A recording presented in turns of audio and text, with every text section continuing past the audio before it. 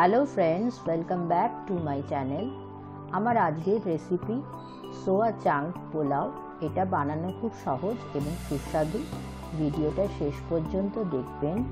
ভালো লাগলে like, share এবং কমেন্ট করবেন। সাবস্ক্রাইব করতে ভুলবেন না। সবার প্রথমে আমি 250 গ্রাম বাসমতি চাল 2-3 বার খুব ভালো করে ধুয়ে রাখব।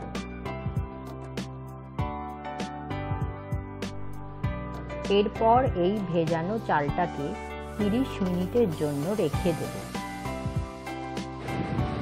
কিছুটা জলের মধ্যে নুন দিয়ে 1 কাপ সয়াবিন সেদ্ধ করে নেব।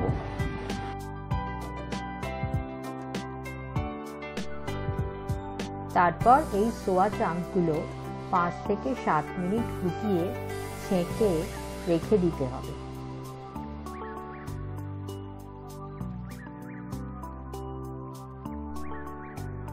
এরপর একটা কড়াইতে বেশ কিছুটা জল নিয়ে ভেজানো চালটা থেকে ভাত তৈরি করে নিতে হবে। তারপর খুব ভালোভাবে জল থেকে ভাতটা ছেঁকে নিতে হবে।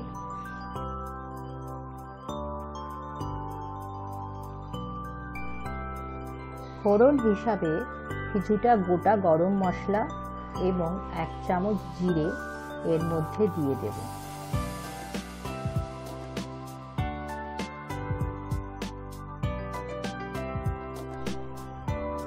ফোড়নটা থেকে মিষ্টি গন্ধ বের হলে সেদ্ধ করে রাখা সোয়া চাংকগুলো এর মধ্যে দিয়ে দেব। তারপর লঙ্কা কুচি ও পেঁয়াজ কুচি দিয়ে অল্প একটু ভেজে নিতে হবে।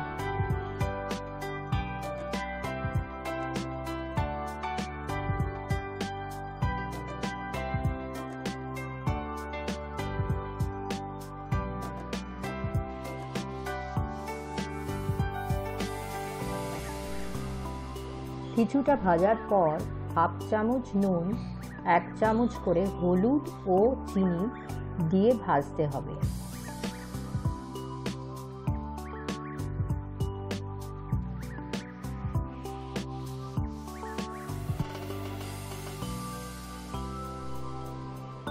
তারপর কুচিয়ে রাখা টমেটো এর মধ্যে মিশিয়ে ভেজে নেব।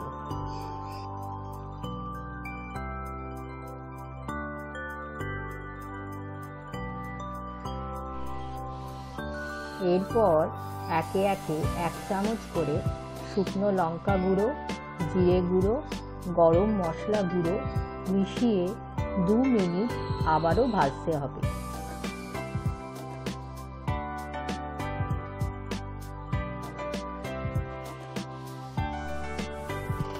তারপর সবকিছু ভাজা হয়ে গেলে ভাতটা এর মধ্যে মিশিয়ে খুব ভালো করে ভাজতে হবে।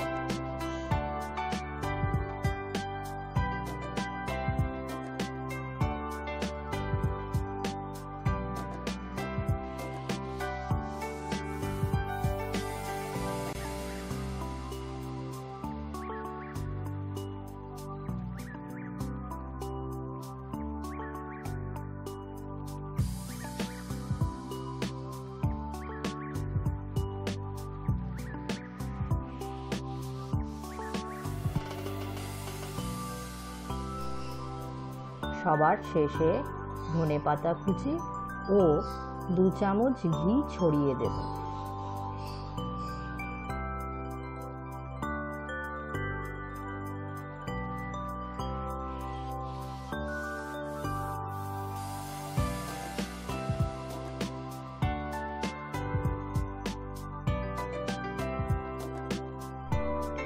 এখন আমাদের সোয়া চাংক পোলাও তৈরি হয়ে গেছে।